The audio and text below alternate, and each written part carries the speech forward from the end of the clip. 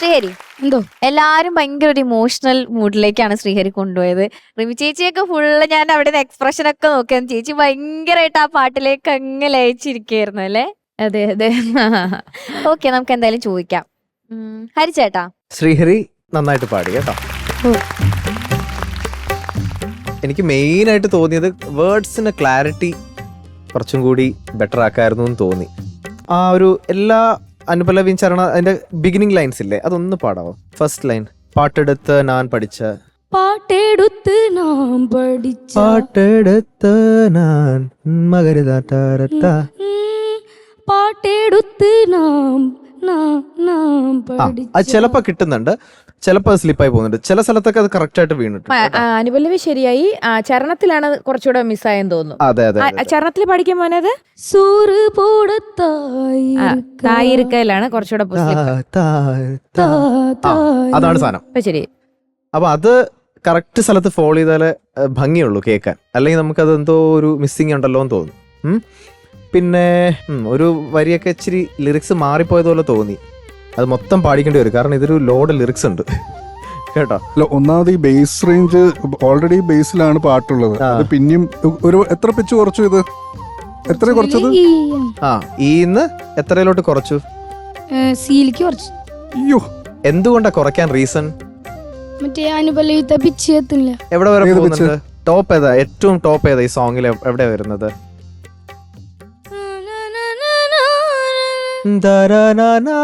Okay, അത് ഈല്. Okay, D. നമ്മളൊരു സോങ്ങിൽ നിന്ന് ഒരുപാട് അങ്ങ് സ്കെയിൽ അങ്ങ് മാറ്റരുത്, മനസ്സിലായില്ലേ? ഇപ്പൊ ഈ നമുക്ക് ഒന്നെങ്കിൽ എഫ് ആക്കാം, ഒരു എഫ് ഷാർപ്പ് ആക്കാം, അല്ലെങ്കിൽ ഒരു ഈന്ന് ഡി ആക്കാം. പക്ഷെ ഈന്ന് സി എന്ന് പറയുമ്പോഴത്തേക്ക് ഒരു നല്ല ദൂരം അത്. ബട്ട് ഒരു വിധം നമുക്ക് ആ ഫീല് കിട്ടി മോൻ പാടിയതിന്റെ കേട്ടോ. All the best. Thank you sir. Thank you ഹരിച്ചേട്ടാ. ഷാനിക്ക, ശരി.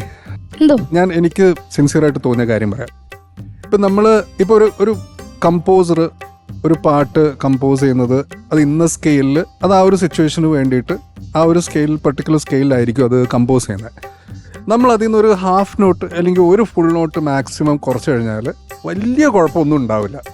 പക്ഷേ ഇത് 4 സെമിട്ടോൺ അല്ലേ, 2 ഫുൾ നോട്ടാണ് കുറച്ചത്. അപ്പോൾ അത് ആ പാട്ടിൻ്റെ ഉദ്ദേശം ഒക്കെ മാറും, ഭയങ്കരമായിട്ട് മാറും. അതാണ്, ചെറിയൊരു മാറ്റമല്ല അത്.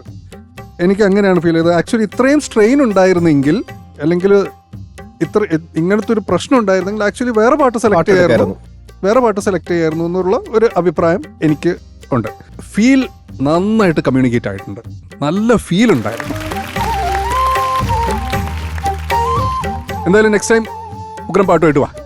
ഇത് ഉഗ്രം പാട്ടാണ്, മറ്റൊരു ഉഗ്രം പാട്ടുമായിട്ട് വാ. All the best. Thank you Shanikka. Rimi ചേച്ചി, ശ്രീഹരിക്കുട്ട, എന്തോ നീ ഒരു ചുന്ദര കുട്ടനാ. എന്തോ ഒരു ഐശ്വര്യം കാണുമ്പോ തന്നെ. എന്തോ ഞാൻ പറഞ്ഞു, എന്തോ ഒരു രസം നിന്നെ കാണാൻ. മുണ്ടിന്റെ ആണോ ഷർട്ടിന്റെ ആണോ ആ ഭസ്മക്കുറിയുടെ ആണോ, എന്തോ ഒരു രസം.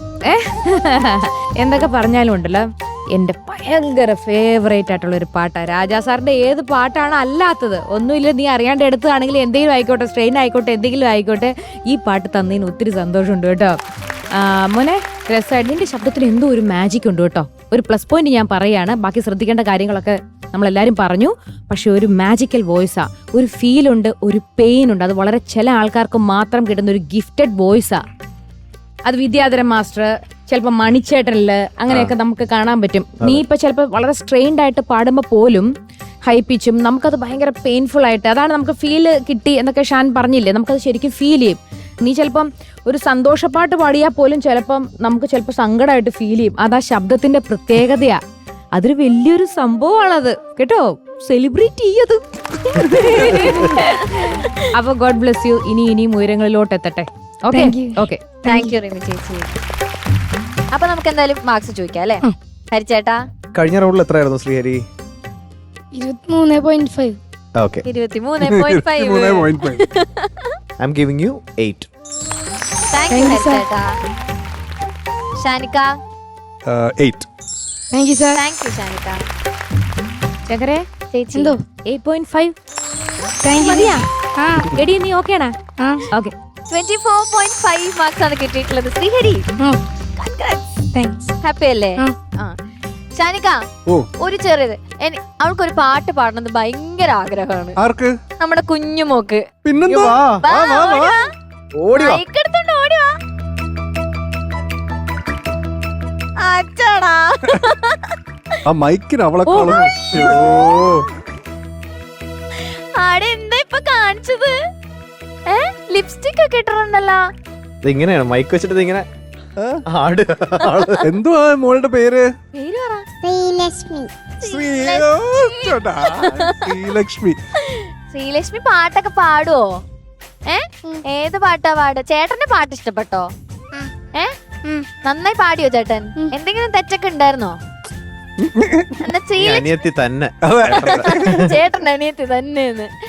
ഒരു പാട്ട് പാടിത്തരുവോ? ഏത് പാട്ടാ പാടാൻ പോകുന്നേ? ആ ഓക്കെ. കൊല്ലംകോട്ട് തൂക്കം മീന കുഞ്ഞാച്ചങ്കിലേ കോതാമോരി പാട്ടും പാടിവായോ നീ വരി ആയിരം കവിലേ ആകാരം കോവിലേ ആട്ടിയുടക്കാനും ഞാനും കൊണ്ടുവാ പൈങ്കിലേ.